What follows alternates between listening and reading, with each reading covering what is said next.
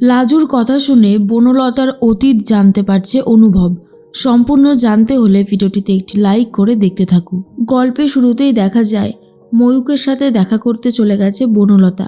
এরপর বনলতা ময়ূককে বলে, বারবার করে যদি তুমি আমাকে এখানে ডাকো, কি ভেবেছো আমি এখানে আসব? সেটা কখনোই হবে না ময়ূক। তুমি যদি আমাকে অ্যাভয়েড না করতে তাহলে হয়তো এতদিনে আমরা স্বামী স্ত্রী হয়ে যেতাম, কিন্তু তুমি আমার কোনো কথা শোনোনি, উল্টে আমাকে দোষারোপ করেছো।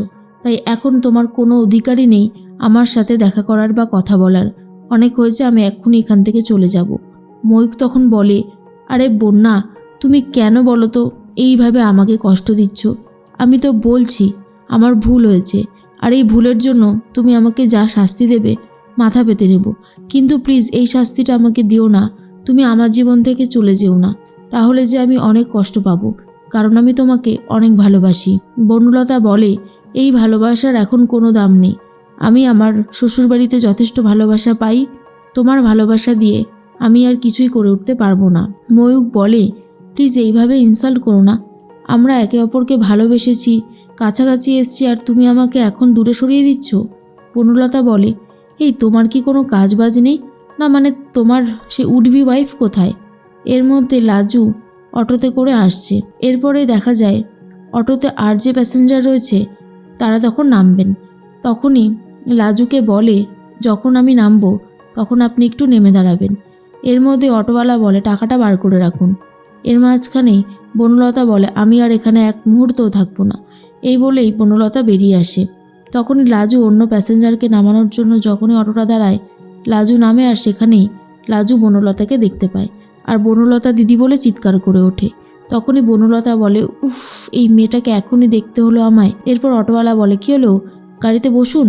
তখন বনলতা মুখ ঘুরিয়ে ফিরে চলে যায়। আর এটা দেখার পর লাজু ভাবে, কি হলো, বনলতা দিদি কি আমাকে দেখেও না দেখার ভান করলো? এর মাঝখানেই বনলতা ভাবে, লাজুর আগে আমাকে পৌঁছতেই হবে, যেভাবেই হোক না কেন। জানি বাড়িতে হয়তো আমার কথা কেউই বিশ্বাস করবে না, তবে আমাকে যেভাবেই হোক আগে পৌঁছতে হবে। এরপর লাজু যেই অটোটায় যাচ্ছিল, মাঝ রাস্তায় সেই অটোটার টায়ার পাংচার হয়ে যায়, তাই অনেকটা সময় আবার সেখানে চলে যায়। বনলতা বাড়ি ফিরে যেতেই ভাবে, সত্যিটা যদি সবাই জেনে যায়, না জানি কেমন রিয়াক্ট করতে শুরু করবে, তবে আমাকে খুব সাবধানে থাকতে হবে। বাড়ির বেলটা বেজে ওঠে আর তখনই চলে এসেছে লাজু। লাজু তখন বলে, আরে আমার কিন্তু তোমার ওপরে খুব রাগ হয়েছে বৌদিদি। তখনই জিজ্ঞেস করে কিঙ্কিনি, কেন, কি হলো আবার? লাজু বলে, তোমরা এত সকাল সকাল চলে গেছো, আমি তোমাদেরকে বেরোনোর আগে নমস্কারই করতে পারলাম না। কিঙ্কিনি বলে, ও ঠিক আছে লাজু, আমি তোকে এমনি আশীর্বাদ করছি, তুই জীবনে অনেক বড় হ, অনেক সাকসেস পা। এরপর লাজু বলে, জানো আজ আমাদের কলেজে পরিচয় পর্ব হচ্ছিল, তো আমি সেখানে বলেছি তুমি অনেকটা আমাকে সাহায্য করেছো। কিঙ্কিনি বলে, সাহায্য তো করতেই হতো, কারণ তোর মতো ব্রিলিয়ান্ট স্টুডেন্টকে সাহায্য না করলে হয়, তাই তো সাহায্য করেছি। এর মধ্যে ঠাম্মি বলে, ও চলে এসেছিস, আজকে কেমন হলো কলেজ? লাজু বলে, খুব ভালো হয়েছে, আজকে তো আমাদের আলাপ পর্ব সারা হয়েছে। সবাই আমাকে দেখে আমার কথা শুনে অনেকেই আজকে হেসেছে, আমাকে অপমান করেছে, কিন্তু আমিও তাদেরকে শুনিয়ে দিয়েছি যে তারা যখন আমাদের গ্রামে যাবে, তারা যেই ভাষায় কথা বলে, তখন অনেকেই সেই ভাষা শুনে হাসবে, কিন্তু এটা কখনোই ঠিক না। ঠামি বলে, আমি জানতাম তুই সব কিছু ম্যানেজ করতে পারবি। ওপর থেকে জেঠিমণি আর স্ত্রী লাজুকে দেখে বলে, বাপরে, লাজুকে নিয়েই তোমরা শুরু করে দিলে, পারোও বটে।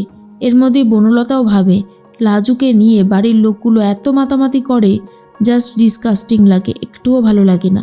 এরপর সবাই মিলে মুড়ি চানাচুর খেতে খেতে গোল টেবিল বৈঠক করে লাজুর কথা শুনতে শুরু করে।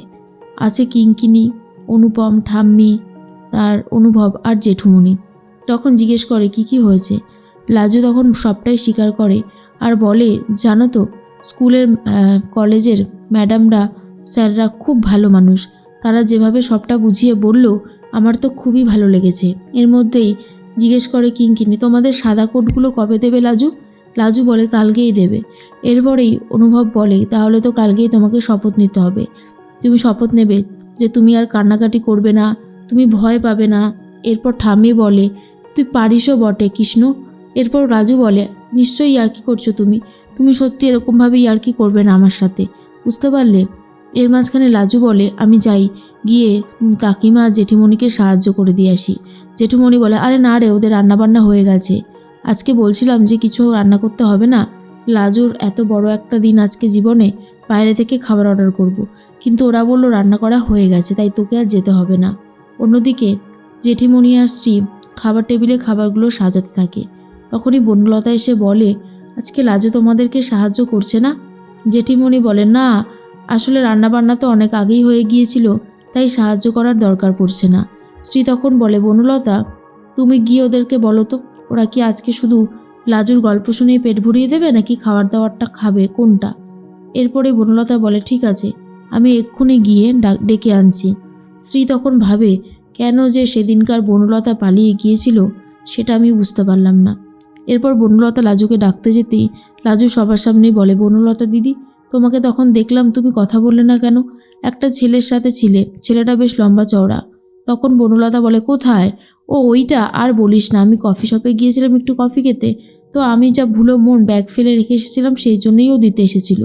কিন্তু অনুভব বুঝতে পেরে যায় মিথ্যে কথা বলছে, ভালোই মিথ্যে বলছে বনলতা। ব্যাপারটা কি সেটাই অনুভব জানবে বলে ঠিক করে। এরপর লাজু আর এই বিষয়টাকে অতটাও বেশি সিরিয়াসলি নেয় না। ঘুমানোর সময় অনুভব ঘুমানোর চেষ্টা করে সোফাতে, আর খাটে শুয়ে শুয়ে বনলতা বলে, আচ্ছা অনুভব, লাজুর মধ্যে যে সারল্য ভাবটা ছিল সেটা দিন দিন চলে যাচ্ছে। দেখলে লাজু কি করে তোমাকে আর আমাকে ভুল বোঝাবে বলে মাঝখানে ওরকম একটা কথা বলে দিল। তখন অনুভব বলে, ও যেটা দেখেছে সেটাই তো বলবে, মিথ্যে কথা তো আর বানিয়ে বলতে পারে না লাজু। তখন বনলতা বলে, তোমার লাজুর ওপর এত ভরসার বিশ্বাস, ভাবলেও অবাক লাগে, আমার প্রতি কিছুই নেই। অনুভব বলে, দেখো অনেকটা রাত হয়েছে, ঘুমিয়ে পড়ো, আফাও কথা বলো না। এদিকে সুদেবের সাথে ফোনে কথা বলতে থাকে লাজু। লাজু তখন বলে, তোমার মন খারাপ হচ্ছে বুঝি? শনিবার রোববার আমার ছুটি আছে, আমি গ্রামে যাব। আর এটা শোনার পর সুদেব খুব খুশি হয়ে যায়, বলে, জানিস তো লাজু, তোকে নিয়ে নানানজন নানান কথা বলছে, সবাই একটাই কথা বলছে, তুই ডাক্তার হলে নাকি কখনোই আর আমার কাছে আর এই গ্রামে ফিরে আসবি না। লাজু বলে, যারা যা বলছে বলতে দাও, এসব কথায় কান লাগবে না, একটা কথা মনে রাখবে, আমি সবসময় তোমার সাথে আছি। সুদেব বলে, সেই ভরসাতেই তো আছি রে লাজু, কারণ আমি জানি তুই আমাকে কখনোই ঠকাবি না, তোর মধ্যে সেই বাস্তব সত্যটা আমি দেখেছি। লাজু তখন বলে, ঠিক আছে, অনেকটা রাত হয়েছে, তুমি তাহলে ঘুমিয়ে পড়ো। এই বলেই সুদেবের সাথে ফোন কেটে দেয় লাজু।